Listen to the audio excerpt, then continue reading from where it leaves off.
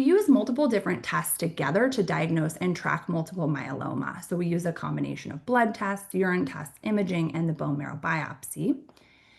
When we do blood tests, we're looking at really tracking the abnormal protein in the blood over time. So if we're treating a patient, we're looking for those to come down. If we're monitoring a precursor state, we're looking at whether those are progressing over time. And we use the SPEP, or the serum protein electrophoresis, to give us the amount of abnormal protein, which is called the M spike, immunofixation to tell us the type of abnormal protein. We look at quantitative immunoglobulins, which give us the amount of total antibodies, both normal and abnormal, and that has a fast turnaround. So it's kind of a quick and dirty way for us to assess the protein levels. And the serum-free light chains, which track that smaller portion of the antibody over time.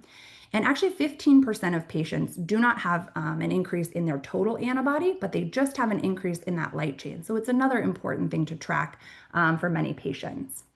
We use other labs that provide information on staging and tumor activity, as well as the blood cell counts over time and the organ function, including the kidney function and the calcium levels, to tell us whether these things are changing over time.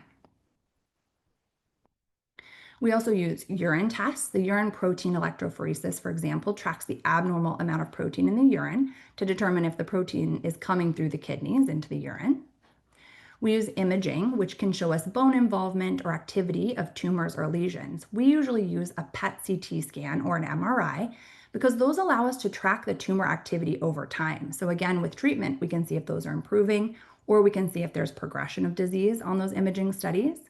We also have historically used skeletal surveys, which are an X-ray based technology, and those show us bone lesions, but they don't necessarily show us tumors elsewhere or tumor activity. But sometimes we'll start with that to get a sense of whether the bones are affected by a patient's disease. And finally, the more invasive test, which is the bone marrow biopsy. And even though it's more invasive and requires a bigger ask from the patient, it's still very important to how we can diagnose and track multiple myeloma. So the first thing we do is we use basically the pathologists look under the microscope, or they use flow cytometry, which is laser-based, to quantify the abnormal plasma cells, to give us a number, a percentage of abnormal cells in the bone marrow. And as we talked about, that can dictate actually whether a patient gets treatment or not, and also allows us to see a change and improvement with treatment as well. The bone marrow biopsy also allows us to look for genetic changes in the myeloma cells, and some of these abnormalities will indicate a more aggressive disease. And so we may take a little bit more aggressive approach to certain disease if they have higher risk features. Finally, we can now track MRD, which stands for minimal or measurable residual disease testing.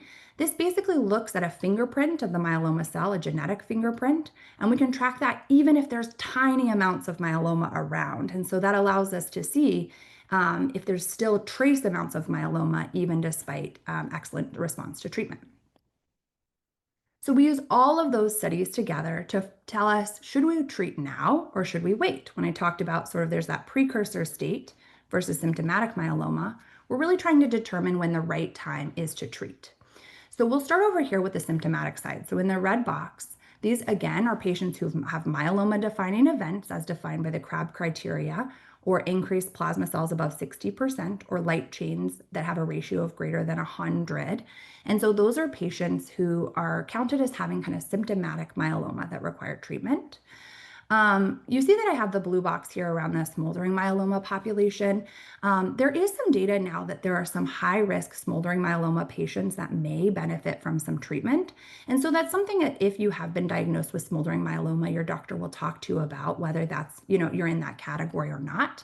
But again, we're still monitoring those patients regardless very closely for progression to symptomatic disease.